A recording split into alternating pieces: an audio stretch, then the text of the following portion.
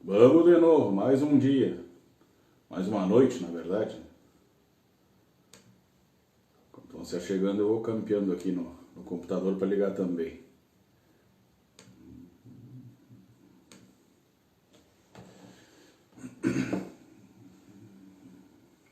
Pessoal, se chegando, vou organizar aqui no computador também para poder acompanhar. Boa noite, Gabriel Campos de novo conosco, Marcelo Ribeiro, Tanael, Thiago. Aqui pelo computador fica mais fácil de ver, né? Gilmar do Monte, acompanhando por aqui que fica mais simples. Você chegando aí que eu vou acomodando as coisas no computador, deixar separado uma coisa que eu quero ler aqui para vocês bem no início. Enquanto o pessoal vai se chegando, uma boa noite a todos que já se chegaram. E como de costume, pessoal, boa noite, Renan Cabreira se chegando também, Alexandre Grund, GF Silva, Diego Becker, WZ Rústicos, Davi, Robertson Felipe, azar Felipe velho.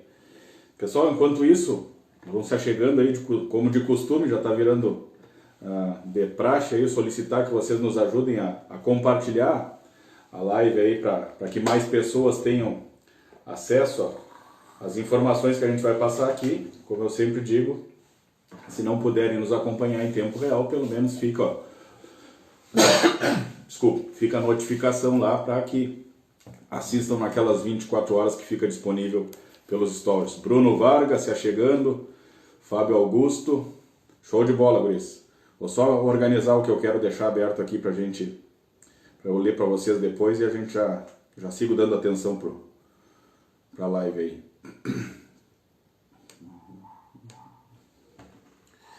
Marina, Luísa Rojan, Jefferson, show de bola, pessoal que há dias vem nos acompanhando aí. Maravilha. Esqueci de perguntar, pelo jeito não precisa perguntar, mas tá tudo ok aí, som, imagem, sinal. Hoje eu me lembrei de reiniciar o modem aqui antes de começar a live. Ontem deu 2 travadas, né, na live com o Rodrigo, a gente teve momentos de interrupção da live aí por questões de sinal. Hoje eu me lembrei de reiniciar o modem antes de começar. Beleza? Fronteira dentro, chegando aí. Buenas, guris. Show de bola. Então, enquanto o pessoal vai chegando, a turma vai se aproximando aí, enquanto vocês vão convidando mais pessoas para participar conosco também, lembrar da agenda, né, do complemento da semana. Hoje, então, o nosso tema, segundo tema mais votado dessa semana, que é a questão da adubação nitrogenada, né, questões técnicas e operacionais.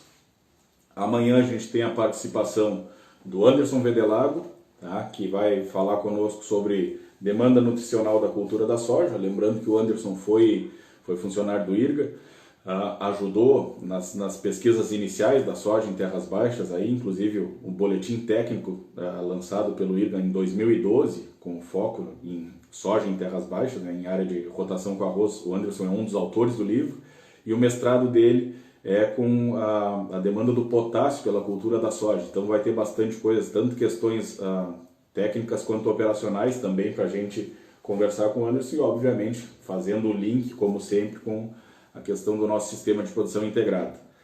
Tomás Fernandes, Fabrício Fonseca, show de bola, gurizada também aí firme nos acompanhando.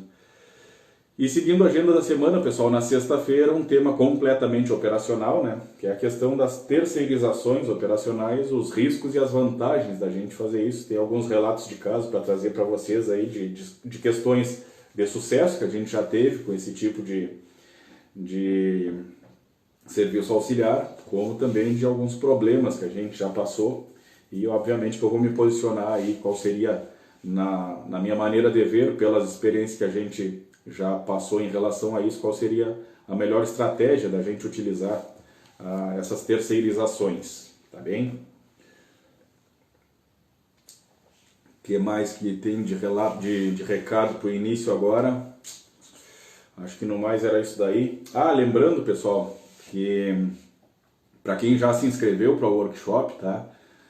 Eu avisei no grupo do Telegram mais cedo, logo que eu mandei o e-mail, e vou avisar por aqui também que eu encaminhei um e-mail para lá, para todo mundo que já está inscrito, solicitando uma ajuda de vocês. É uma pesquisa que eu criei ali para que vocês me ajudem a entender melhor as demandas e o rumo que a gente pode seguir aí nesse projeto novo, tá? E só tem um recado para dar, assim, ó, como a gente manda o e-mail, eu consigo personalizar o e-mail, a ferramenta de e-mail me permite que eu personalize ele, por isso que vocês recebem com o nome de vocês, né? No entanto, o e-mail é enviado simultaneamente para toda a lista de uma vez só. E por uma grata satisfação nossa, a lista já passou já tem mais de 1000 inscritos, uma coisa que ao mesmo tempo que nos emociona, às vezes confesso que dá uma tremida na perna, tá, pessoal? Mas enfim, até vou abrir aqui em tempo real agora para a gente ver o total de inscritos, mas o recado que eu quero dar é o seguinte: como a gente manda o e-mail para toda a lista de uma vez só, pode ir parar na pasta de spam, tá, pessoal?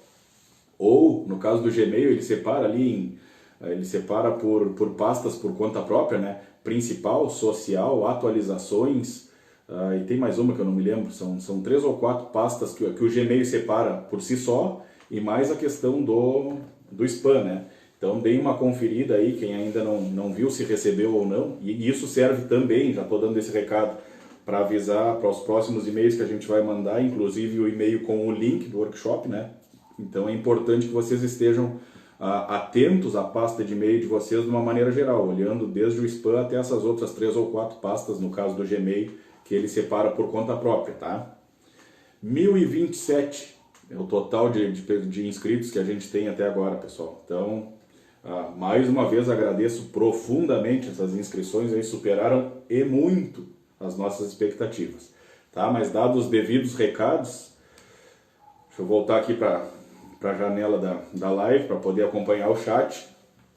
Vamos dar início então, né? Demate Listo por aqui. Buenas, meus amigos. Por aqui Fabrício Marques, Pedra Moura, consultoria agropecuária. Estamos dando início ao 20º episódio da nossa série de lives Pedra Moura Entrevistas.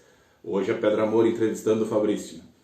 Para quem ainda não sabe, essa série de lives tem o objetivo de trazer pessoas e temas específicos, convidados e temas específicos para a gente abordar dentro do universo da integração lavoura-pecuária, com foco em terras baixas, os inúmeros assuntos e demandas que a gente tem dentro deste sistema integrado, né? E o tema de hoje foi escolhido pela grande maioria de vocês, né? Tanto nos stories do Instagram quanto lá no grupo do Telegram, foi a questão da adubação nitrogenada.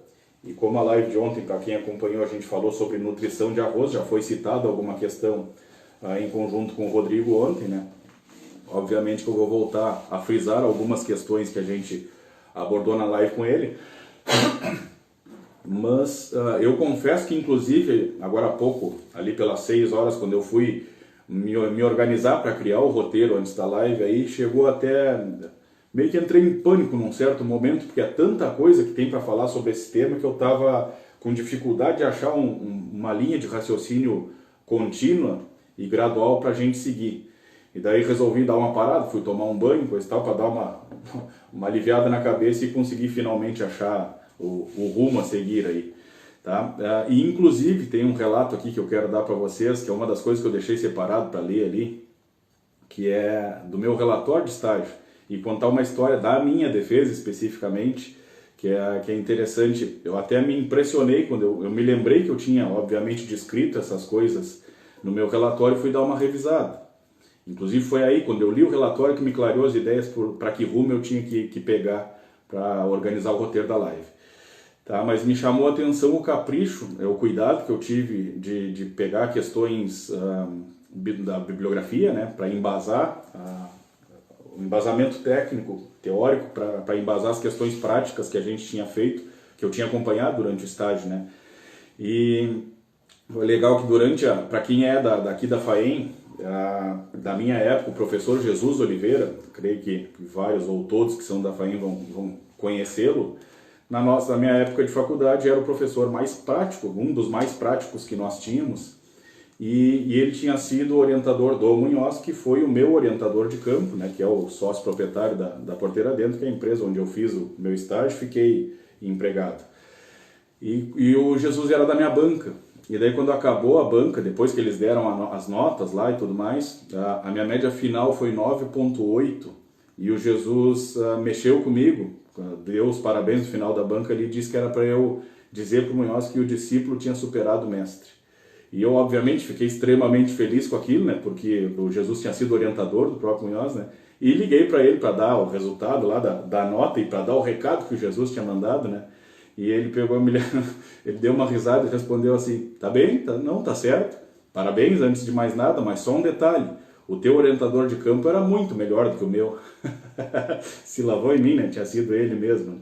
Mas foi uma baita saída, me ganhou inclusive, mas eu tô contando essa história aí para chamar a atenção do quanto é importante a gente perceber, olhando para trás aí, que a gente vinha desde o início num caminho sério, né? Inclusive eu vou citar coisas do meu relatório, então vou dividir com vocês aqui questões de quando eu era estagiário, mas isso tem relação direta com a história que eu acabei de contar aí, tanto do professor Jesus quanto principalmente do Munhoz em si, né? Que foi o meu orientador, uma pessoa extremamente prática, assim, então tem muito das minhas convicções que fazem parte da formação que ele me passou, né, desde o início, assim como eu citei ontem o Rodrigo fazendo parte desse início junto também, e deixar o meu agradecimento público aqui ao Munhoz e à Porteira Dentro, que eu não me canso de citar e não vou parar de citar nunca, porque eu tenho orgulho das minhas origens, sejam elas as origens pessoais ou profissionais. Eu acho que a gente tem que ser sempre muito grato por quem nos ajudou a construir o nosso caminho. E com certeza, muito das coisas que eu divido com vocês aqui, óbvio que a gente segue aprendendo para sempre, né, pessoal, e vai atualizando o conhecimento e adaptando algumas questões que a gente adquiriu, alguns conhecimentos que a gente adquiriu no caminho. Mas muito das coisas que eu passo para vocês foram aprendidas na Porteira Dentro, e mais especificamente com o Munhoz. Então eu queria fazer essa homenagem no início da live aqui, antes da gente entrar no tema. Tá? Felipe Neves, boa noite, meu amigo, está chegando. Arnaldo de novo com a gente, Bruna, Pablo Ribeiro, Júnior, show de bola.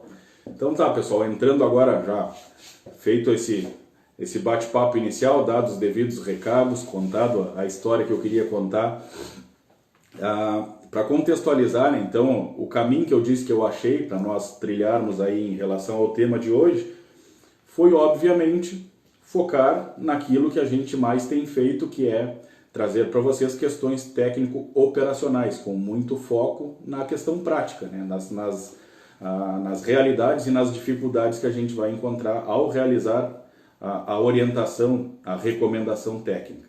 Tá? É óbvio que eu me perdi um pouco quando eu comecei a pensar em passar informações fisiológicas da função do nitrogênio, questões da reação química dele no solo, a forma que fica, a forma que é absorvido. Embora eu vá dar algumas pinceladas nestas questões aí para a gente contextualizar agora no início, o objetivo vai ser, como eu disse, questões técnico-operacionais de como a gente realizar as adubações. Eu vou encerrar dando uma dica de adubação com base, inclusive, naquilo que a gente falou com o Rodrigo ontem, nas curvas de resposta, né?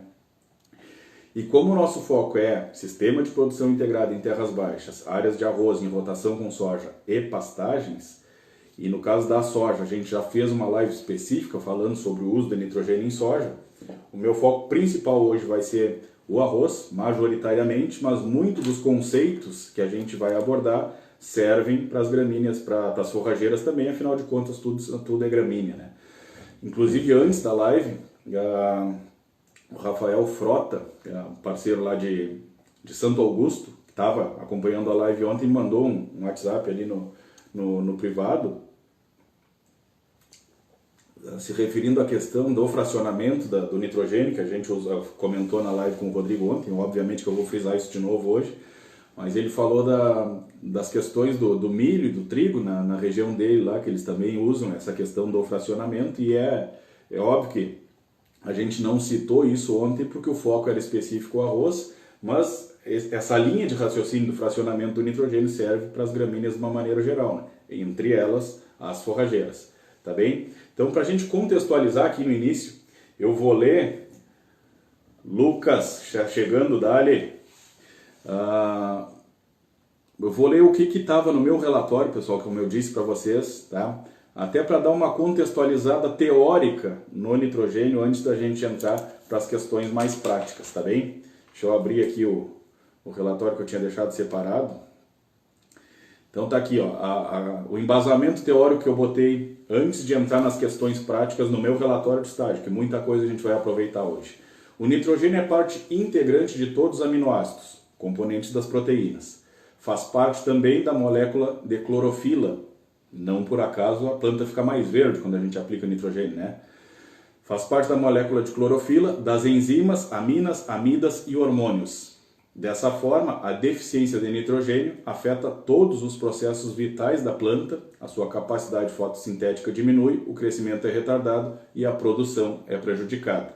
Então ele, como bem descreve esse embasamento teórico aqui que eu botei no meu relatório, está diretamente relacionado com o crescimento e a produtividade, né? A produção da lavoura, o uso do nitrogênio e o melhor ou pior aproveitamento deste nutriente. Tá?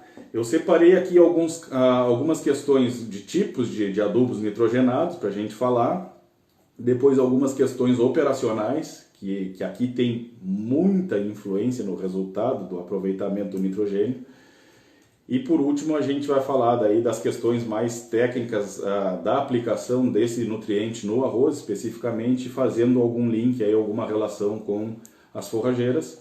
E vou encerrar dando a tal da dica que eu disse para vocês aí, com base no que a gente conversou com o Rodrigo ontem, daquela maneira que eu tenho abordado com vocês, da gente simplificar as coisas para garantir a operação. Primeiro a gente faz, depois a gente aprimora. Então, dando uma dica básica aí que simplifica a maneira de montar uma adubação de NPK, uma adubação de base e cobertura do arroz de uma maneira geral, com muito foco na resposta do nitrogênio, tá? Mas isso vai ser para nós encerrar a live aí. Vamos lá então. Então, pessoal, separei aqui questões dos tipos de adubos nitrogenados, tá? E a gente vai focar muito no uso da ureia branca, tá? Que é o adubo mais utilizado pela relação custo-benefício, né? O que tem a maior concentração de nitrogênio acaba sendo, por quilos de N, o adubo mais barato de todos, tá? Mas eu vou falar um pouco mais do que a ureia, vou dar um panorama geral de algumas outras possibilidades que a gente tem, e depois o foco vai ser mais na ureia branca, tá? Então a gente tem a ureia branca e a ureia cloretada, né? Que é uma mistura de cloreto de potássio com a ureia branca. E aqui nesse ponto nós temos a questão, depois que eu vou falar da questão da distribuição, uma dificuldade muito grande quando a gente mistura adubos com granulometria diferente, a gente complica muito a qualidade da distribuição desse adubo. Inclusive ontem o Rodrigo citou uma mistura de sulfato de amônio com ureia branca, pensando numa adubação mais completa, adicionando enxofre também na nutrição da planta. Mas a questão operacional, inclusive o Fabiano Tabaldi, que estava nos acompanhando na live, até citou no chat, né, esse cuidado operacional que tem que ter. Eu acabei deixando passar isso ontem, mas como hoje a live era específica sobre isso, foi meio de propósito que eu deixei passar para poder abordar esse tema hoje, né? Eu confesso para vocês que eu cheguei a ficar meio preocupado da gente se aprofundar demais no nitrogênio ontem, com a presença do Rodrigo, que sabe muito sobre essa questão, e a gente ficar meio sem ter o que falar hoje, mas tem uma infinidade de coisas para a gente abordar, com certeza não faltaria, tá? Seguindo então, os tipos de adubo. Primeiro para a gente contextualizar, depois a gente vai entrando na parte mais técnica e operacional específica. Tá? Então, ureia branca e ureia cloretada. Tem as ureias protegidas, pessoal, que daí tem, por exemplo, o Super N Pro, que inclusive as últimas duas aberturas oficiais da colheita aí foi a Tuíra, que nos acompanha, colega aí da equipe Field Crops, inclusive, né? Estagiária do IRGA, de tempos a gente convive com a Tuíra já, e as últimas duas aberturas da colheita foi ela que falou especificamente sobre este adubo nitrogenado, aí, as famosas ureias protegidas, que nada mais é do que um inibidor da urease que se coloca na ureia para evitar a ação dessa enzima, que é quem degrada a ureia, né? Depois a gente entra em detalhes, mas só dando um panorama geral. Outra opção é o que o Rodrigo citou ontem, né? Sulfato de amônio. tá? Que daí tem tanto nitrogênio quanto enxofre. O enxofre na forma de sulfato e o nitrogênio na forma de amônio, né, já prontamente disponível para a planta, que isso inclusive é a maneira com que a planta absorve o nitrogênio, né? No caso da ureia branca, ele precisa sofrer uma transformação, ser transformado em amônio para ser absorvido, e aí que corre um sério risco da gente volatilizar, porque a amônia é um gás, né? E a gente perde o nitrogênio na forma de gás, e a forma com que o arroz, que as plantas absorvem o nitrogênio é na forma de amônio ou de nitrato, tá? Inclusive nitrato também é uma das opções de fertilizante, tá? Eu acabei nem colocando aqui, não está nas minhas anotações, porque embora a gente saiba que exista essa opção, eu nunca utilizei, e a minha intenção com vocês é sempre passar algumas questões não, todas as questões com conhecimento de causa, mas dá para utilizar também nitrato, a adubação nitrogenada na forma de nitrato. E por último, pessoal, os adubos premium, que a gente chama, por exemplo, a linha Yara Vita, aliás, Yara Vera da Yara, tá? Que neste caso é um blend de nutrientes, não é só nitrogênio que tem. Nitrogênio, vai ter enxofre, vai ter cálcio, zinco, dependendo da formulação que se escolher utilizar dentro desta linha. E neste caso já é um adubo com uma alta tecnologia embutida, grânulo único, né? Isso favorece bastante a questão da distribuição, a questão operacional dessa adubação fica favorecida, e a questão de cada grânulo conter os 3 ou 4 nutrientes que vai vir na fórmula, dependendo, como eu disse, de qual a gente escolher. Obviamente que vai ter uma vantagem operacional e uma vantagem nutricional, porque vai melhorar bastante a distribuição, vai homogeneizar a distribuição, porque os grânulos têm uma granulometria muito similar, e cada grânulo vai conter ali todos os nutrientes que fazem parte daquela fórmula. Então fica mais equilibrada tanto na distribuição quanto no fornecimento para a planta. As questões de perdas, pessoal, de volatilização, como eu citei, a gente tem o caso das ureias protegidas e o caso do sulfato de amônio, que tem uma semelhança aí na perda, é menor comparado com a ureia branca, tá? Isso a gente vai frisar daqui a pouco aqui, vai ser um próximo passo. Mas tanto o sulfato de amônio quanto essas ureias protegidas, eu até confesso para vocês que eu tenho um gráfico aqui, que é bem aquele tipo de gráfico, como eu citei a Tuíra aí na abertura oficial da colheita, aquele gráfico que é apresentado no stand lá da Piratini. A gente tem aqueles trabalhos também, ainda do Super N, agora eles estão falando do Super N Pro, né, que é uma evolução desse adubo, aí, uma formulação nova, um outro inibidor de urease, mais recente. Mas aquele tipo de gráfico eu tenho também, eu confesso que eu procurei agora antes da live para dizer para vocês os dados exatos, mas eu não encontrei, mas eu tenho eu me lembro, na verdade, tem uma boa referência do que é a diferença de perdas que a gente tem da ureia comparando tanto com o inibidor de urease quanto o sulfato de amônio. Vou relatar para vocês em seguida, mas depois eu vou ver se eu acho esse gráfico para mandar para o grupo do Telegram lá, como sempre a gente está procurando complementar as informações depois da live, tá? Mas agora eu vou entrar, antes da gente falar de questões técnicas propriamente, eu quero falar para vocês sobre o que de fato define o aproveitamento do nitrogênio. E não é a dose, tampouco o tipo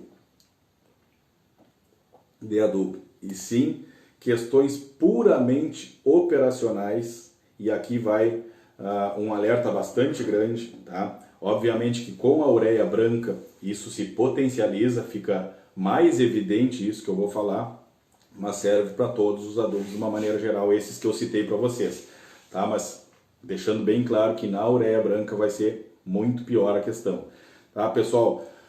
O aproveitamento do nitrogênio, tá? Pensando agora, vamos focar na ureia branca para simplificar. Vamos falar desse adubo, como eu disse, é o mais concentrado de nitrogênio, por conta disso fica o mais barato por pontos de N que a gente vai fornecer para a lavoura. Pessoal, questão de armazenamento, manutenção do maquinário, a regulagem do maquinário que vai distribuir e a irrigação Esses 4 fatores somados é o que de fato vão definir o aproveitamento do nitrogênio pela lavoura ou pelas pastagens depois. Tá? A questão de armazenamento. A ureia é extremamente higroscópica. Tá? Ela absorve muito fácil, muito rapidamente a umidade relativa do ar. Por isso mesmo, ela acaba melando. Se a gente não acondicionar, não armazenar com cuidado, e isso é bem comum, tá? Já indo para as partes práticas que a gente encontra, as situações que a gente encontra no campo, é muito comum o pessoal não ter um galpão, uma estrutura grande para armazenar o adubo, principalmente para receber antecipadamente. Tem vários produtores que optam por receber esse adubo direto na lavoura. E daí, neste caso específico da ureia, pessoal, isso é um tiro no pé muito bem dado, porque por mais que se cuide para colocar pallets, para colocar os bags sobre os pallets e até enlonar, para deixar coberto na lavoura, para evitar que absorva a umidade da noite, por exemplo, do sereno, e principalmente questões de chuva, mas é insuficiente. Esse adubo é extremamente higroscópico, ele vai absorver a umidade mesmo assim. E depois isso vira uma encrenca para a gente aplicar, porque como ele vai absorver a umidade, ele vai melar e inevitavelmente vai começar um grânulo a colar no outro, o que forma as pedras, o adubo fica empedrado, como o pessoal diz. E isso daí é muito comum de acontecer. Das vezes a gente pegar o guincho, erguer o bag e a gente desamarrar o bag embaixo, não caiu um grânulo de ureia, porque selou a base do bag ali, todos os grânulos de ureia se colaram, se soldaram e não caiu um grânulo. Daí é bem comum também o pessoal colocar uma tela sobre a adubadeira lá, o lancer, para fazer uma espécie de peneira nesse adubo empedrado e ficar lá com um porrete, uma marreta, enfim, quebrando essas pedras que vão sair de dentro do bag. Mas por mais que consiga se quebrar, a gente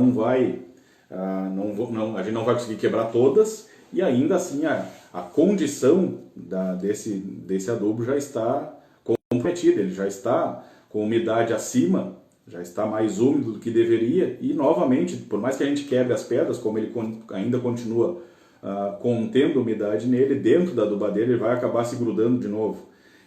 E isso daí, às vezes a gente acha que está adubando a lavoura com uma dose X, seja qual for a dose, e a distribuição fica completamente comprometida, umas partes com algumas pedras, outras partes sem adubo nenhum, outras partes com meia dúzia de grânulos.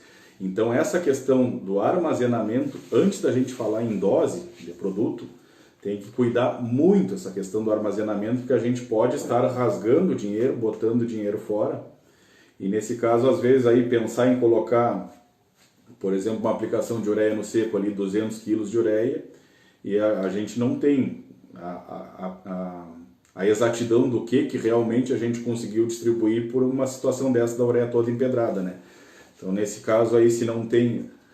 É uma conta a se fazer, inclusive, mas a gente enxerga muito esse problema de distribuição nas lavouras, depois mostra o nitrogênio ficar muito evidente, porque a função que eu citei no início da live, que ele é componente da clorofila, então vai ficar destacado onde tiver mais ou menos nitrogênio, a planta vai ficar mais verde onde tiver mais, vai ficar mais desbotada onde tiver menos, e aquilo fica as famosas faixas de aplicação na lavoura.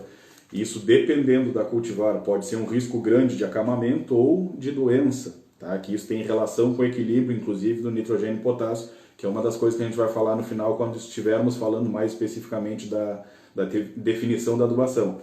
Mas então este primeiro ponto da questão do armazenamento como eu sempre digo, os nossos problemas são muito mais operacionais do que técnicos, e a gente tem tanto esta questão do armazenamento quanto o próximo passo que eu anotei aqui, que é a questão da manutenção do maquinário, pessoal. Essas duas coisas somadas, não tem recomendação técnica que resolva se a gente tiver problema nesses dois pontos, tá? E não tem regulagem de máquina que resolva uma máquina que não tenha uma manutenção bem feita e que não tenha opções de regulagens. Então a gente pode passar o dia inteiro batendo regulagem na máquina lá e conferindo faixa de aplicação e inevitavelmente vai ficar mal distribuído, porque o acondicionamento do adubo ele já veio melado, já veio empedrado, não vai espalhar direito, e a máquina com manutenção mal feita também não nos entrega condições de corrigir mecanicamente essa questão da distribuição. Então, antes da gente pensar, e geralmente o que a gente pensa, né? Na regulagem diretamente, vai falar em aplicação, a primeira coisa que vem é quantos quilos de adubo nós vamos colocar e qual é a faixa que vai ser utilizada e que regulagem que a gente vai ter que fazer no maquinário.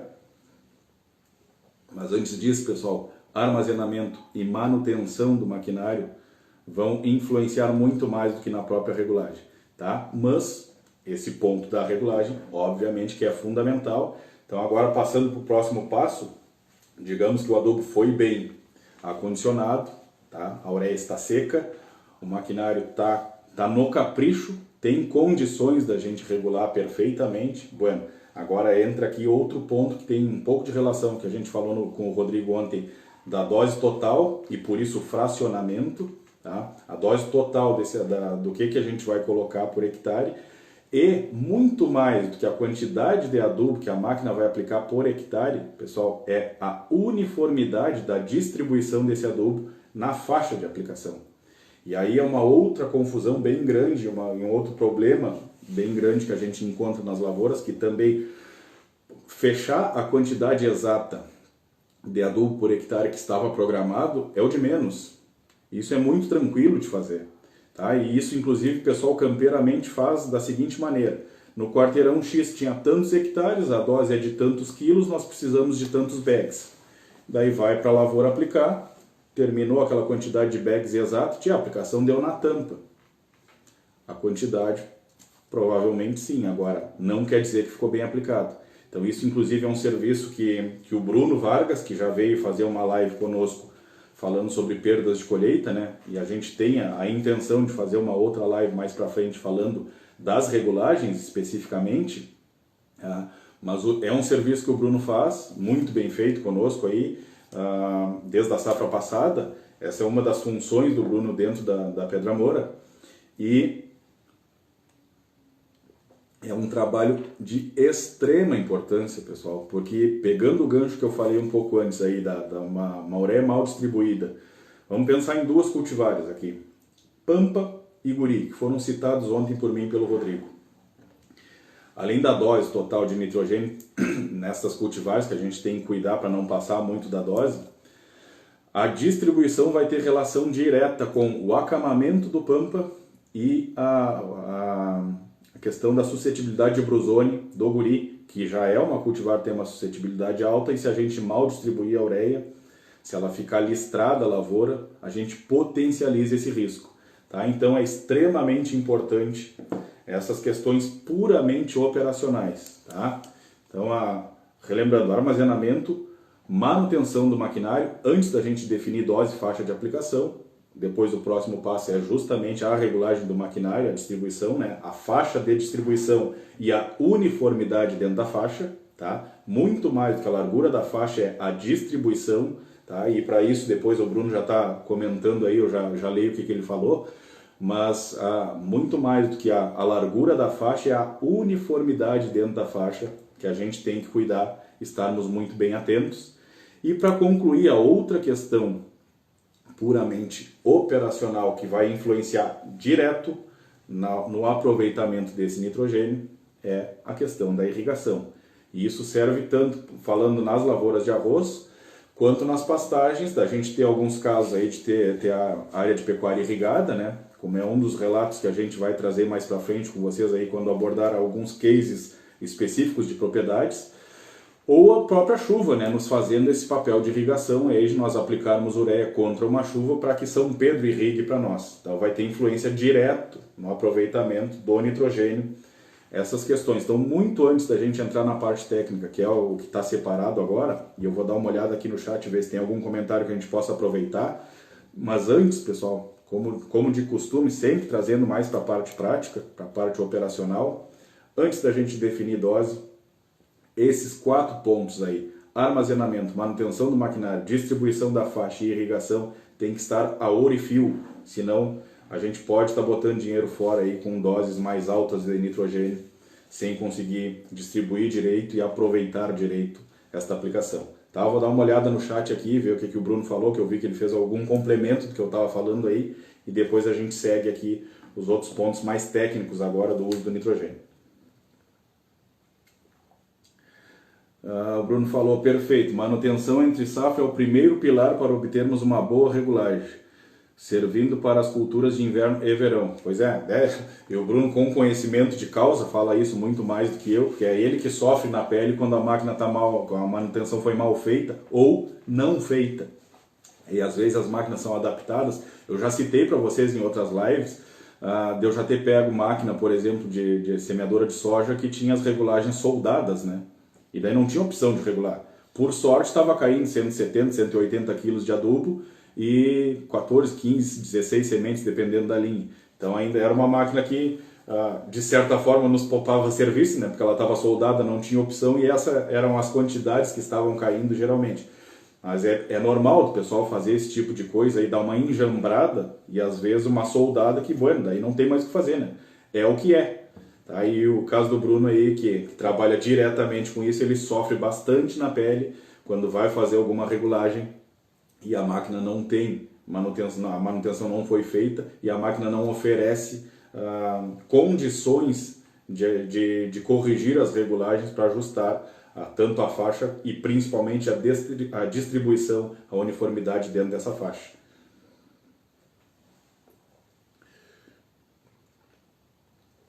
O pessoal falando aqui, o Leandro Flores falando de usar as bandejas. Sim, é uma das estratégias que se usa, né, Leandro?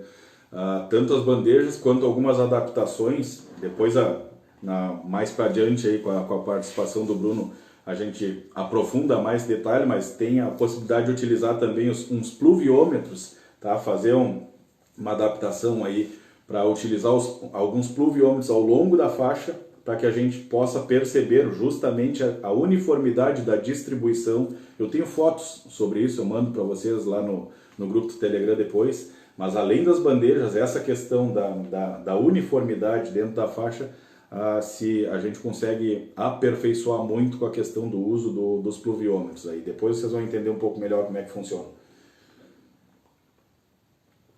Vamos ver o que mais aqui. Marlon Carvalho. Hoje, nos Hércules especificamente, bastante difícil manter a uniformidade da faixa quando em doses um pouco maiores.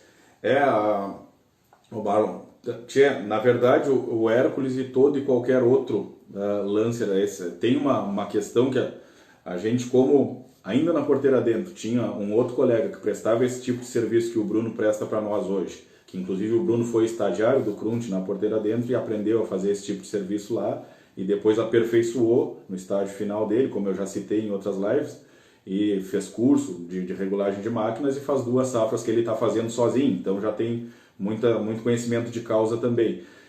Mas por isso, tanto do Crunt quanto do Bruno, a gente pegar várias marcas de máquina de adubadeira lanço, não está muito relacionado com a marca, não. É realmente com a questão da dose e com a granulometria do adubo, tá? E isso, inclusive, uma outra coisa que é bastante importante, bastante operacional para a gente citar é a dificuldade esses adubos que não são grânulo único, né? A tal da granulometria do adubo é impressionante como muda.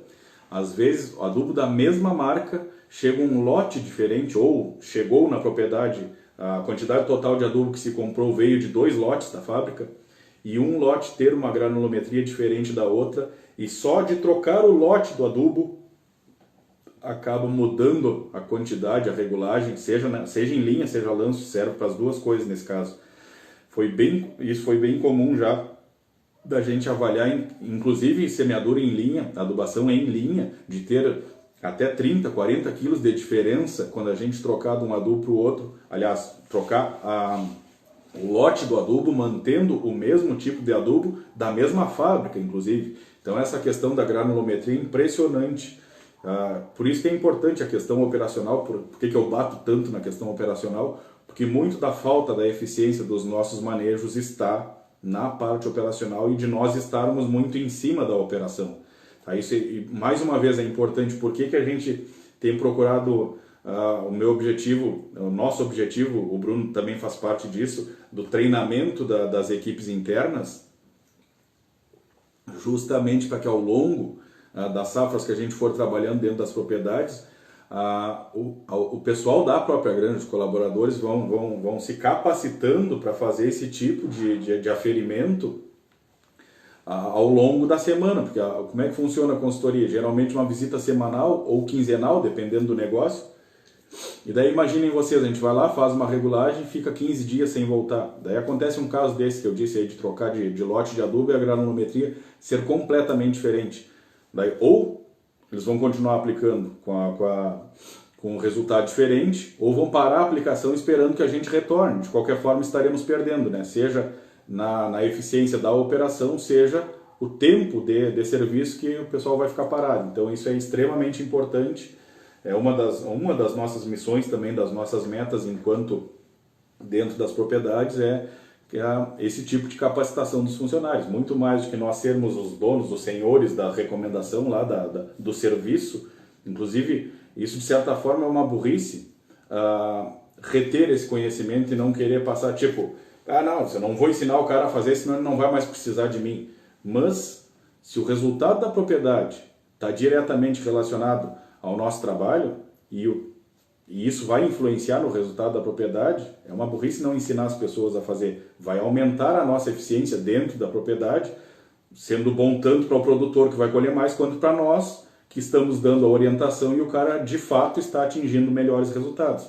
Então isso é muito importante, a questão operacional. Por que eu bato tanto nisso? Embora quando entra na parte técnica eu consigo discorrer e também criar várias linhas de raciocínios com vocês, mas eu volto a frisar que enquanto a gente não resolver as questões operacionais, a parte técnica está em segundo plano. Geralmente é a operação que está condenando a parte técnica. Deixa eu ver o que mais que se falou aqui. Tá, o Marlon já tinha falado. A Marina, São Pedro podia entender como indireta e mandar a chuva para ajudar na irrigação das pastagens. É verdade, mas sem dúvida. Na verdade, Marina, essa questão dessa expressão aí de São Pedro irrigar é impressionante, falando sério agora, como ele sabe irrigar melhor do que nós, né? Porque é impressionante essa questão. Se for um exemplo disso, vocês pegarem os resultados dos campeões, os campeões do SESB, tá? O concurso nacional aí de máxima produtividade da soja, peguem lá os primeiros 10 dos últimos anos todos, ou de toda a duração do concurso, e percebam entre os primeiros 10 quantas áreas são irrigadas e quantas é de sequeiro, que é São Pedro quem irriga. É impressionante como ele irriga melhor do que nós. Então essa questão aí é uma maneira da gente aproveitar o uso do nitrogênio, e se São Pedro resolver colaborar, a eficiência é muito melhor do que nós botando água. Seja por inundação, seja por pivô, seja qual for o tipo de irrigação, São Pedro sabe fazer bem melhor do que a gente. O que o Bruno falou? Condições de armazenamento, como o Fabrício acabou de relatar, condições climáticas de vento, quando o arroz subir e descer nas marachas, podem influenciar diretamente na faixa de aplicação, na distribuição dentro da faixa, né? Tá, mas enfim. Boa noite. É um fiasco a qualidade... Quem é que falou? Emanuel. É um fiasco o padrão de qualidade de adubo e ureia que nos entregam, de todas as empresas. Essa questão da granulometria que eu falava antes é impressionante. Então, é uma coisa da gente cuidar, e faz total diferença nós estarmos dentro da operação. Inclusive, para a próxima safra, a Pedra Moura está pensando em manter alguns estagiários. Nós tínhamos já falando isso, inclusive, para o pessoal, volta e meia nos procuram aí querendo saber de estágio. Nós vamos organizar aí até o final do mês, ou no início de junho, mais provavelmente, uma seleção de estagiários. Só que o nosso objetivo na próxima safra aí é colocar alguns estagiários fixos dentro das propriedades, ou pegar 2 propriedades que são próximas uma da outra para ficar um pouco em cada uma, visto tamanha a importância de nós estarmos dentro da operação, e como nós os consultores não vamos ficar dentro das granjas, vamos voltar a cada semana ou a cada 15 dias. Como eu já disse, é uma segurança tanto para nós quanto para o produtor. Tá? Mas enfim, depois eu sigo dando um pouco mais de atenção para o chat. 15 para as 9 já, que barbaridade. Mas enfim, vamos seguir adiante aqui, que ainda tem uns quantos pontos anotados. A gente não entrou na parte técnica ainda, né? Depois a gente troca um pouco mais de ideia aqui com vocês. Então, pessoal, recapitulando tudo que a gente falou, tá? As questões operacionais, tá? Vamos pensar agora na questão da ureia branca em si, tá? Questão de armazenamento, manutenção do maquinário, regulagem das adubações e a irrigação, tá? Isso daí vai ter uma influência muito maior do que a própria dose, tá? Agora, pessoal, a questão do arroz, mais especificamente, a famosa ureia no seco. Qual é a vantagem da aplicação da ureia no seco? Eu confesso para vocês que eu dei uma olhada ali no relatório, foi uma das coisas que eu li no meu relatório também, e ali está descrito completamente a reação química que ocorre quando a ureia fica absorvida nos colóides do solo, qual forma que fica, coisa e tal. Só que eu acho que tá muito científica a coisa ali. E eu resolvi, como sempre, simplificar para vocês, trazer uma maneira mais didática de compreender o que acontece. Tá? A grosso modo, qual é a diferença? Por que o aproveitamento da ureia é tanto maior quando a gente faz uma aplicação no solo seco? Solo seco mesmo. Porque se o solo estiver seco, os poros do solo vão estar ocupados por ar. Tá? E ao nós irrigarmos, ou São Pedro irrigar para nós, a gente faz a aplicação da adubação nitrogenada, nesse caso da ureia branca, que é a que a gente mais perde. Se a gente imediatamente irrigar, completar o banho até o quarto, quinto dia, como é a recomendação, e a gente já entra nesse ponto de por que é 4 ou 5 dias, e aí tem relação direta com as ureias protegidas e o sulfato que eu disse antes, tá? Mas vamos completar a linha de raciocínio aqui. Botamos a ureia branca na terra, solo está seco e imediatamente a gente irriga, ou São Pedro incorpora essa ureia para nós. O que vai acontecer? Quando umedecer, quando derreter o grânulo de ureia, a água, ao infiltrar no solo, vai arrastar o nutriente junto e ele vai ficar dissolvido no solo, evitando que se perca por volatilização. Tá? Então, como o solo está seco, tem espaço para infiltrar a água no solo e a água, ao infiltrar, vai levar o adubo junto e esse adubo vai ficar guardado, vamos chamar assim, tá? Vai ficar guardado no solo, absorvido nas argilas e nos colóides, argila e matéria orgânica. Aí daí a gente aproveita muito melhor, tá? É por isso que é tão melhor o aproveitamento do nitrogênio quando o solo está seco. Porque o que acontece quando está úmido, não saturado? Se ele está úmido, quer dizer que ainda não está saturado, tem um pouco de porosidade ainda disponível para infiltrar um pouco mais de água. Essa linha de raciocínio vai servir também, só que o que vai acontecer? Vai infiltrar menos água e muito provavelmente a gente não vai conseguir guardar toda a ureia que foi aplicada. E daí, pessoal, a questão de como que ocorre a degradação da ureia, tá? Como eu já disse antes, a forma que a planta absorve o nitrogênio é em forma de amônio, não é em forma de ureia. A ureia, para ser transformada em amônio, ela sofre a ação da enzima urease, tá? E a questão da umidade, da temperatura, tem influência direta na atividade da enzima, tá? Como todo processo metabólico, né? Todo processo fisiológico. Então, quanto mais umidade e temperatura nós tivermos influenciando a atividade dessa enzima, mais rápido ela vai degradar a ureia e vai volatilizar, vai transformar muita ureia em amônia, tá? Que daí é o macho e a fêmea. O macho fica guardado e a fêmea volatiliza, tá? Então, a perda de nitrogênio, a ureia, a maior parte da perda do nitrogênio que a gente tem no caso da ureia é justamente por essa questão da volatilização. Então, se nós não tivermos espaço poroso no solo para que infiltre bastante água, guardando toda a ureia que a gente aplicou, a parte que a gente não conseguir infiltrar vai estar com o grânulo umedecido, sofrendo a ação da enzima e com a temperatura auxiliando, nós vamos volatilizar e perder boa parte desse nitrogênio, tá? Então essa é a grande diferença de por que o solo seco tem mais eficiência no aproveitamento do nitrogênio. E o que ocorre no caso das ureias protegidas? Aqui agora encaixa bem essa questão. A ureia protegida, como eu já disse, nada mais é do que um tratamento que esse adubo sofre com um produto que é inibidor da urease, ou seja, inibe a ação da enzima, retardando, tornando ela mais lenta. Daí, por mais que tenhamos umidade e temperatura e a presença da enzima, pelo fato desse composto estar inibindo a ação enzimática, a volatilização é bastante reduzida, severamente reduzida. Então, o que eu falei para vocês aqui do porquê que o banho do arroz se fala. Então, são duas coisas que a gente vê muito falar, né? A aplicação de ureia no seco e completar o banho até o quarto, quinto dia. Por quê? Então, ureia no seco, isso que eu acabei de falar.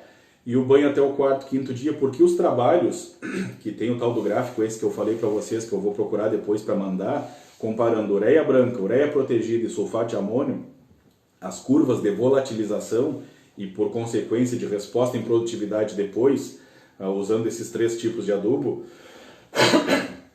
no caso da ureia branca, até o quarto, quinto dia, a volatilização ainda é lenta, tá? e pequena, pouco representativa. Daí para frente dá um pulo de volatilização e a perda do nitrogênio se acentua violentamente. No caso das ureias protegidas, a gente pelo menos dobra esse tempo. Então, se tem até o quarto, quinto dia para completar o banho com uma ureia branca, no caso de uma ureia protegida, a gente vai para 8, 9, 10 dias de condição para completar a irrigação sem essa perda acentuada pela volatilização. Tá? E no caso do sulfato de amônio, como o nitrogênio não está na forma de ureia, já está na forma absorvível pela planta, né? Já está na forma de amônio, também a perda é muito menor, não ocorre essa volatilização que ocorre aí na ação da urease em cima da ureia. Tá? E tem um comportamento, o sulfato de amônio tem um comportamento similar ao das ureias protegidas. Tá? Só a diferença, obviamente, é que vai ter menos nitrogênio, geralmente um pouco menos da metade. A ureia branca tem 45% de nitrogênio, a ureia protegida tem a mesma quantidade de nitrogênio, só é tratada, né? A ureia tem esse inibidor de urease, e o sulfato de amônio geralmente tem 21% de nitrogênio e 24% de sulfato. Tá? Então, o nitrogênio na forma de amônio, como eu já disse. Então, a curva de volatilização essa é a diferença, né? De 4 para 5 dias com a ureia branca e o dobro disso para uma ureia protegida ou o sulfato de amônio. E aqui está a importância do tal do banho rápido, né, pessoal? E serve aqui nós fazermos um gancho nesse momento agora para falar da questão da utilização nas pastagens. Porque daí a linha de raciocínio é a mesma. E o que acontece geralmente? Tá?